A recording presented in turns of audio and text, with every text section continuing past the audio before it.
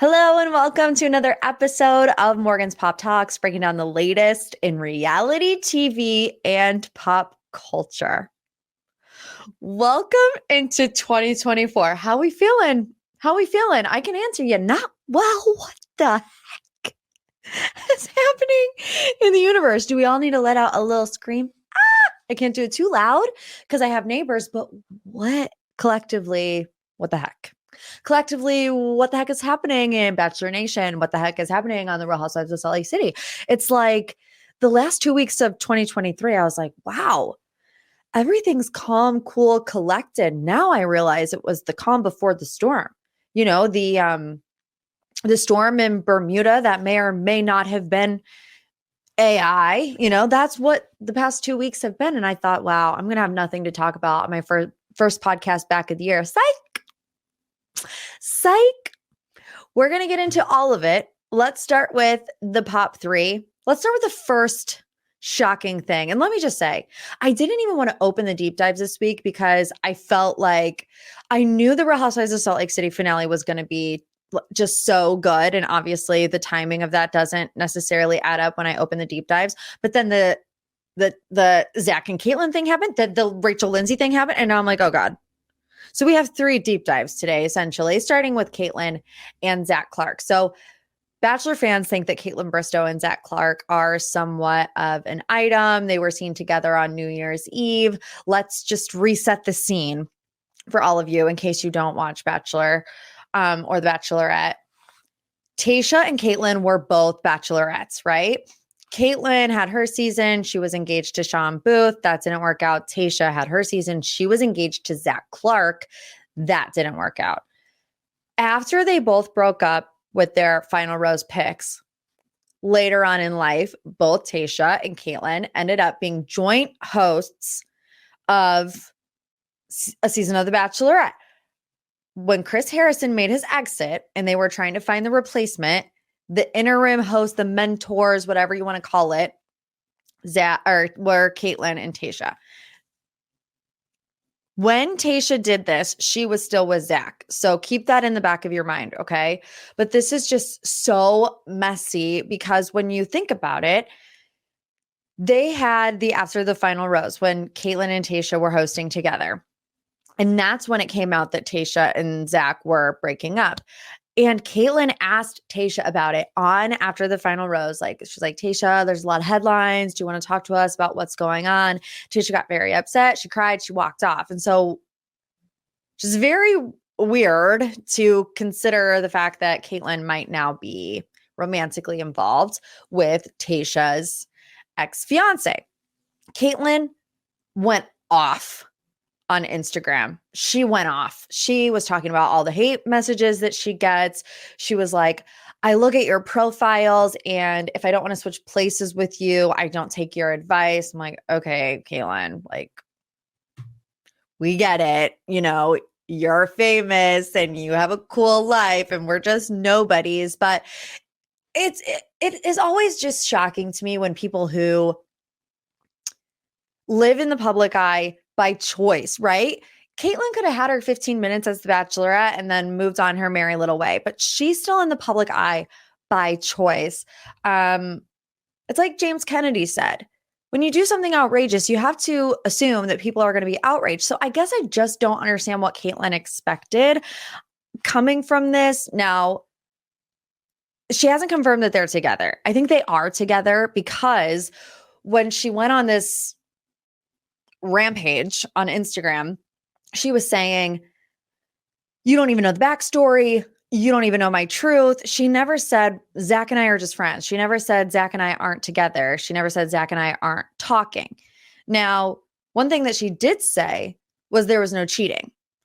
So what she is saying is Zach and I weren't talking when Jason and I were breaking up, but she didn't say anything about a romantic connection now. And I have conflicting thoughts about that because I feel like Kaitlyn a lot of times plays the victim card when it comes to public backlash. On one hand, you know me, I will tell you until I'm blue in the face to never send hateful comments, hateful DMs to these. It doesn't matter. Like, reality TV is supposed to be fun. This kind of stuff is supposed to be lighthearted and entertainment. So you guys know how I feel about that. And some of the messages she was getting, she shared on her Instagram story, and they were horrible. And she's like, you never get used to this. And I can not relate because I don't get it nearly as much as she does. But like, I remember one time somebody told me in the comment section that I needed to fill in my eyebrows more, and I like spiraled for a day and cried. So I can imagine when somebody's DMing you, you're trash, you're disgusting, whatever, hundreds, it's going to get to you, you know? But then the whole thing is just confusing because she's like, if you guys only knew, I'm biting my tongue. Like, you have every opportunity, Kaitlyn, to say something now. What are you waiting for? You like your podcast episode? Just be honest about it. On paper, like, they're just not the most compatible couple. You know, Kaitlyn is a big partier. She has a wine company. Zach is in active recovery. So it's just like, and I know what you're thinking, Morgan, that sounds so hypocritical because of all the things that you said about Carl and Lindsay. And I do believe that you can have a sober person in a relationship and have somebody that drinks, but you can't have somebody that, like, I don't know how I want to say this. Your lifestyles have to be compatible. In my personal opinion, I noticed that Lindsay was drinking less than when she was with Carl. Now, if she would have been, you know, Lindsay from the first season of Summer House, I don't think that would have worked out either. It doesn't matter because they're not together anymore. Anywho, can I give Kaitlyn some tough love? Because I do feel for her. Like I said, the hate is too much. But if I had to give any little tidbit of advice to Kaitlyn Bristowe, it'd be maybe just take a break from the Bachelor Nation guys. Because these people are nuts. You know they are. I have referred to Bachelor Nation as the insane clown posse because sometimes we are. Sometimes we are. We don't know the status of Kaitlyn and Tayshia's friendship either. They might not even be friends, right? They might have just been coworkers who got along for a specific period of time or whatever. But I don't know. I think I don't like this because I'm always very firmly Team Tayshia. She was like one of my favorite bachelorettes of all time. She is moved on. She's dating Luke Branson from Summer House. They've been together for a long time. But it's like, I don't know. What I also don't like about the situation is that people act like Jason is like this lost puppy dog with 3 legs. Like, he's 35. He's going to be okay. He's going to be heartbroken, obviously. But like, to go on this, like, Kaitlyn is the devil and Jason is this angel. It's just a lot. It's a lot, you guys. It's a lot. I think Jason should be the next Bachelor. I said that in a Patreon a long time ago. But anyways, there you have it. Dumois actually broke the story first a couple weeks ago, saying that Zach and Kaitlyn were talking. So we still don't actually know, like, the hardcore details, but we're going to leave it there. Let's move on to Rachel Lindsay and Bryan Abasolo getting divorced. Another plot twist. Right off the bat. I said when this broke on the 2nd of January, because the Kaitlyn story broke on the 1st, Rachel and Bryan broke on the 2nd. I said, Kaitlyn Bristowe is thanking her lucky stars for Rachel Lindsay today.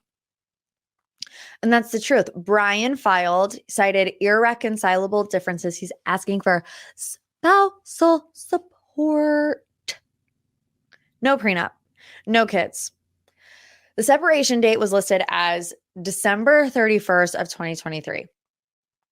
I saw this post on Reddit saying that could be a potential legal strategy, that if there's no prenup and they're going to have to be dividing assets, Bryan, maybe not necessarily Bryan, maybe Bryan's lawyers would advise him, you want to milk this relationship for every last second, because let's say Rachel gets a big bonus in December. You want to still be together, to accommodate for that. Now, this is interesting because Rachel Lindsay was just on the Vile Files, like last week, I want to say, saying that she was getting ready to trying to have a baby with Bryan. I didn't listen because you know how I feel. I feel like you should support me and not Nick Viall. Look, you can support both, but he's just mean. He's just rude to people like me. So anyways, you guys were saying like, wow, I listened to that podcast episode. I walked away thinking that Bryan and Rachel were stronger than ever. You know, she did talk about how they have completely different lifestyles, which they've always had completely different lifestyles. So it's like, is that shocking information to anybody? No. She was talking about how like he'll work for 12 hours at a time and she has more free time because of her career path. And then she was talking about how they tried to work together in the past, but it didn't work out. And she's like, you got to protect the marriage. We realized that it wasn't going to work out. We stopped working together. So I don't know. It's just wild. I'm going to share this DM, Dumois style, not verified, but I did think it was interesting. Bryan did have a practice in Miami, a successful one, according to this DM that he closed to move to LA. But this is what the DM says. Like I said, not verified, not verified, not verified. So take it with a grain. Okay. But this is what it says. Someone who grew up with Bryan and who is still tight with their high school group. That is the person that sent it to me. This person says, he's been wanting kids and to really settle down. He's closed his practice in Miami where he was doing well to move to LA, but Rachel kept saying she wanted to focus on her career and the momentum she had. He was struggling to feel settled in LA, essentially, which would make sense. That would make sense with the spousal support, because it's like if he did close his practice down in Miami and move to LA to be with Rachel and then it didn't work out, he now has no money. He now has no job, or he doesn't have the, level of income that he had when he had his practice in Miami. So Bryan posted this on his Instagram story. Black background, white text, you already know. It says, if you've been following me for a while, I don't like to put my personal affairs on social media and like to keep a safe space for our family. Many of you know me as a chiropractor and also as a husband, my proudest role so far. After more than 4 years of marriage, Rachel and I have made the difficult decision to part ways and start anew. He says, my parents have been married forever and I'm a family man, but sometimes loving yourself and your partner means you must let go. I wanted you to hear it from the source before the blogs start making up their own reality.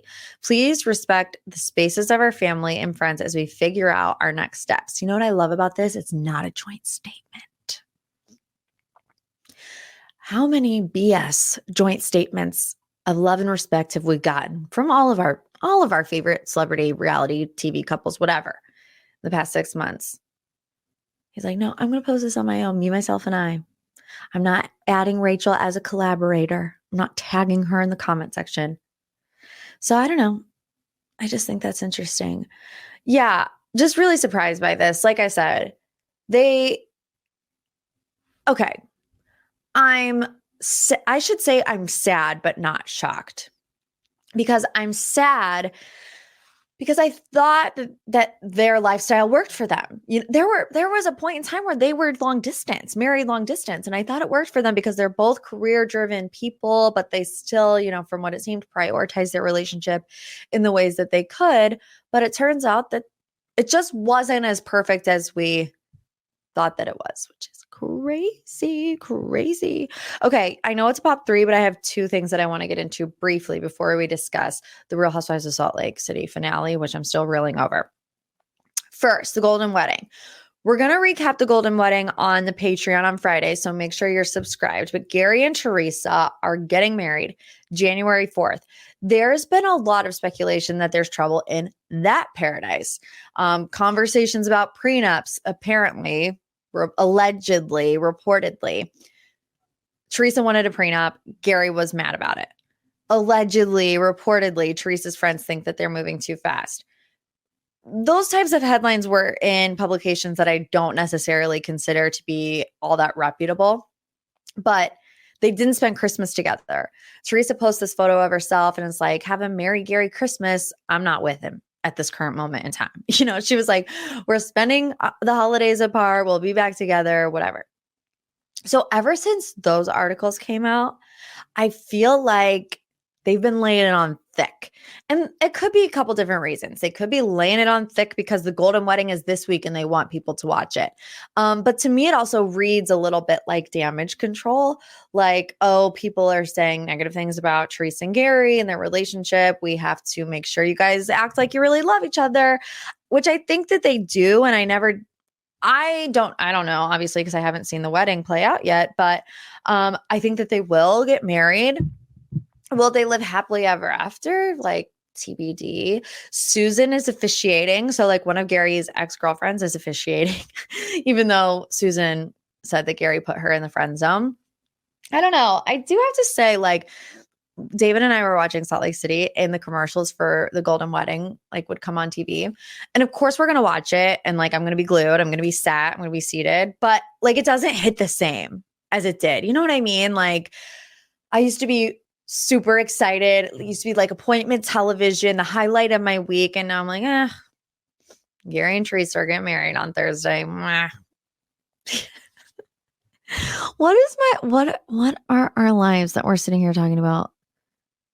A 72-year-old man and his wedding.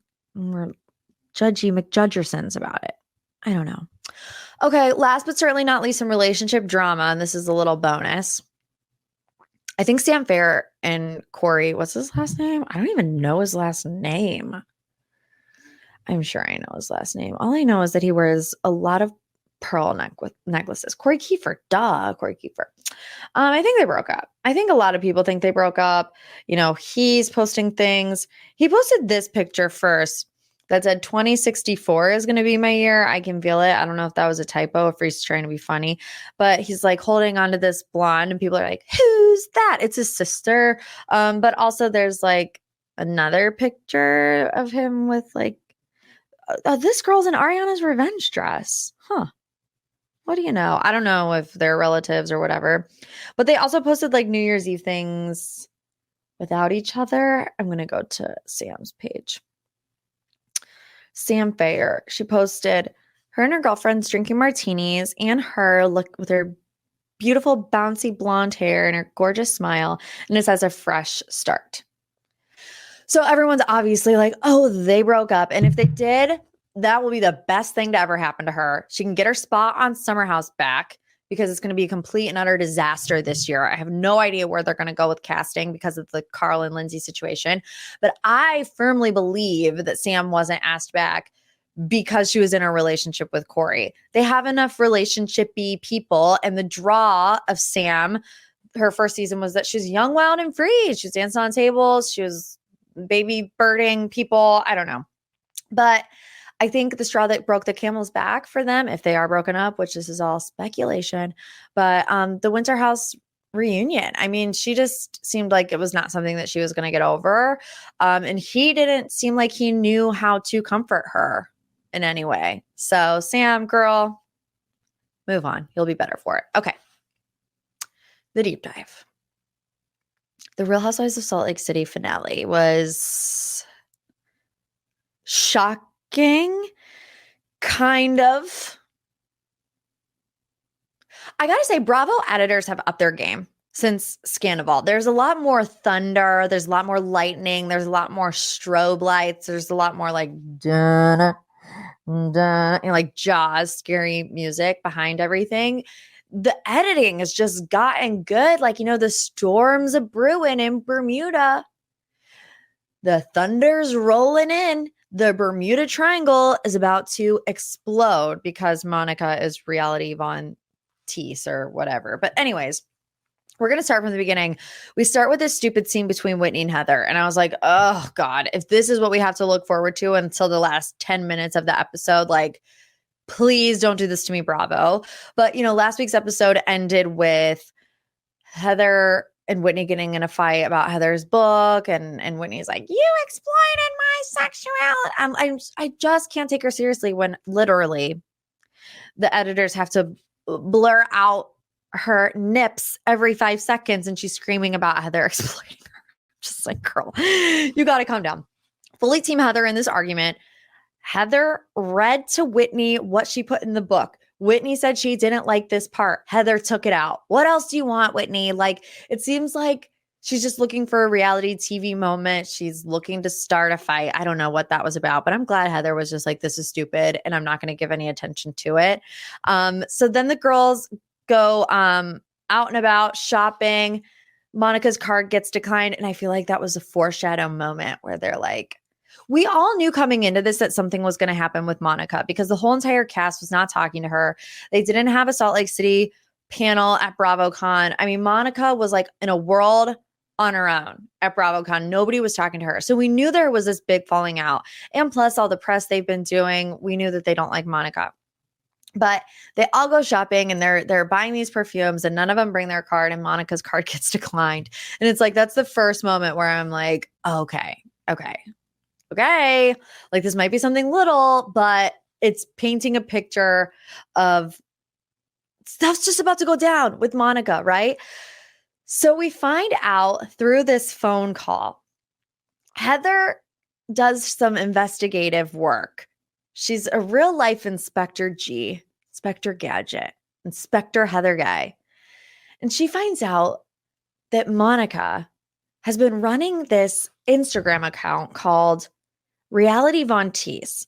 And she has been cyberbullying. Oh my God. She's been cyberbullying the cast of The Real Housewives of Salt Lake City for 4 years. It was so funny because while we were watching last night, David and I kept refreshing the Reality Von Teese Instagram account. Last night it had like 7,000 followers. As of right now, it's got like 22,000 followers. So it just goes up. One thing I will say is that while it was edited really good and I did like a lot of the foreshadowing and stuff, I felt like it was getting a little dragged out. We would like get all the way through the phone call and then it would foreshadow to Heather on the beach saying, I got to talk to you guys, and then cut to commercial. And then we wouldn't get back to that scene until Heather like recapped it all over again. I'm like, just get to it already. But anyways, we get the hot mic moment, Heather on the phone, Heather's hairdresser, Tanisha. I can't even remember how this came about. My head is spinning, honestly. But basically Heather's hairdresser was like, look, Heather, myself, this guy, Koa, and Monica were running this Instagram account. Monica mainly was running this Instagram account, bullying you, spreading lies about you. It's a snark account for 4 years, And that's the thing I think that is so crazy is how long that this has been going on. Like from the second that The Real Housewives of Salt Lake City started, Monica was scheming. And it's like, was this always her plan to somehow get on the show? Like, it's mind-blowing. It's fraud. But anyways, I need to know if Heather is still friends with the hairdresser because I just have a lot of unanswered questions. Okay. But anyways, they sit down at the Bermuda Triangle dinner and you can tell Heather is just steaming from the inside. She's like sitting there very stone cold, like having to take really deep breaths. She looks very tense. Like they flash back to Heather on the beach and her extensions just like flowing in the Bermuda wind. She's clearly struggling. She's getting ready to tell the ladies. Meanwhile, Lisa is dressed up like a pretty piñata. Whitney is on the verge of her 8th nip slip of the season. And then we get the scene and it's like the dim lighting. I loved it. The dim lighting with the ladies on the beach where she says Monica is not who she thinks she is or who we think she is. She says the real Monica is someone who really doesn't want to be our friend, but wants to profit from our lives and our pain. And she says, I know who you really are. And who you really are is ... commercial break. Like that's the way that the pacing of the episode went. And then to find out that it all started by Heather trying to get Monica a Beauty Lab gift card. And then her finding out that Monica has been to Beauty Lab under 3 different names with the same birthday and also wasn't paying her bills. So we know that's what the lawsuit is about, right? Which I'm sure they're going to get more into that at the reunion. Monica sued Beauty Lab for botched injections. Beauty Lab countersued for Monica not paying for said injections. They didn't touch about that at all, obviously, on the episode. So that is happening now. So it's just the way everyone thought that phone call was only going to be about Monica not paying her bill, but it turned out to be like a 4-year-long social media conspiracy. So that was shock number 1, that Monica was RVT, even though Bravo fans did call it. And that's why I say it was shocking, but not surprising, because it's like, I'm like, Heather, you didn't need a PI. Like, you didn't need to call Bo Deedle if that's who you did call. You could have just asked one of us because, like, we all knew that she was reality Von Teese. I found out probably like 2 weeks ago. But obviously, it was just crazy the way that it came out. And last night, like I said, I went to the reality Von Teese, and most of it was about Jen, which that is Monica's, I guess you could say, argument is like, what'd she say? She said, I did this to take down Jen and the other women were just collateral damage. Shock number one. Shock number two is that blonde Monica, was caught on the security camera at Meredith's store the day the guy stole the clutch. It's just all these full circle moments where you're like thinking back to crazy things that happened in season 2 that are now coming full circle. That blonde hair Monica with her mask was walking around Meredith's shop. And then she comes on the show and she's like, oh, so cute. What a store. What a cute store, Meredith. Never been here before, ever. I've never seen somebody steal a clutch when I had blonde hair and bad roots, you know? It was just crazy. And people are saying Monica is a mini Jen. And I think that's why part of this is so satisfying to us, because it gave us the confrontation that we never got with Jen. And I think that people are also mad about that, right? They're like, why are the ladies coming at Monica who ran a Finsta, you know, acting like she committed murder when you had Jen Shaw, who actually is now serving a 6.5-year prison sentence, and you guys like wouldn't even like whisper to her. And I just think that the relationships are different. Obviously, the women had been friends with Jen way longer. They knew Jen as somebody else, where Monica, they were introduced like through Jen and didn't really know her and spent this season getting to know her to realize like that all of it was a lie, which like maybe all of it was a lie with Jen Shaw too, but I have no idea. The most shocking part of the Salt Lake City finale, in my opinion, was Heather finally admitting that Jen Shaw gave her the black eye. We all knew it deep down, but did we really ever think that Heather Gay that the words would come out of her mouth? I lied that Jen Shaw gave me a black eye. We were like, what? I was Lisa Barlow. Wow. That was me.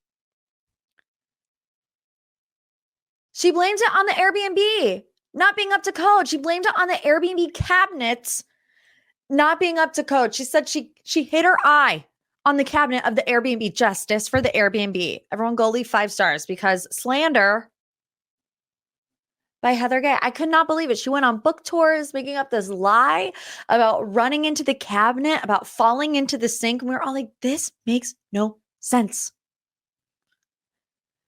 I think honestly at the time, Heather had to lie though, because admitting that Jen punched her in the face would have caused Jen major legal ramifications. I mean, at that point, Jen hadn't been to trial yet. She hadn't been sentenced yet.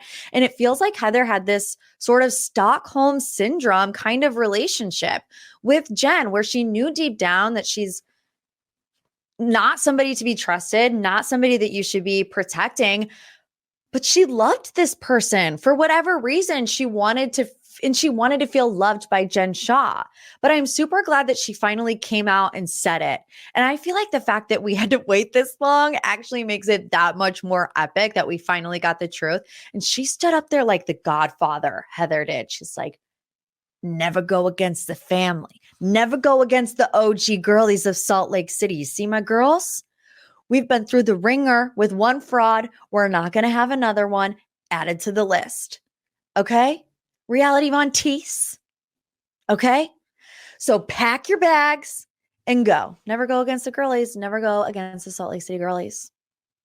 Period. Monica is teasing that at the reunion, some more tea is going to come out. Obviously, I mean, did we expect anything less? 3-part reunion. We will be sat and seated.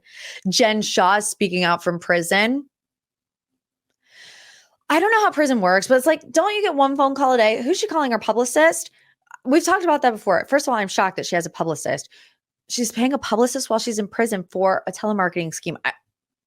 I can't. But anyways, post on her Instagram story. Bravo.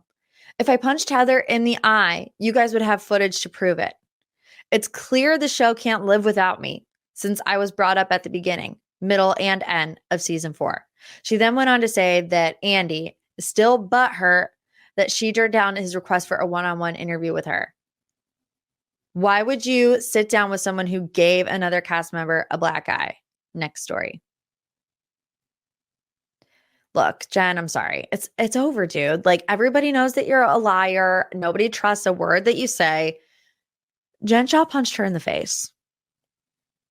And it's like, no, they wouldn't automatically have footage to prove it. It was in the middle of the night. It was at 4:00 in the morning, unless they're shooting Summer House style with the cameras in every corner of the room, which I don't think that they are. She had the scratches. Jen Shah, it's over, dude. You're in prison. Just let it go. You have more serious things to worry about, like how you're going to pay your publicist while you're doing your Shaw Amazing abs class with Elizabeth Holmes. Okay? I don't even know. People are like, does Monica come back? Is she a one-hit wonder? I think she's a one-hit wonder. She did a photo shoot, a villain photo shoot. I'm going to it right now. Oh my God, you guys. And she followed me last night on Instagram, which makes me scared. Okay. What does it say? You know you love me, XOXO RVT. Warming my hands on the bridges I've burned. Literally with the newspapers in her hand. She's a good villain, I'll tell you that. She's a good villain, but it's scary. Scary. I don't know. Like, how I think it would be interesting to have her come back. Obviously, the drama, the tea is hot, but it's like nobody's going to film with her. Heather said it a million times. Nobody likes her. Who's going to do that? Nobody's going to do that. So where do they go from here? I have no idea. No clue, but wow, was I entertained?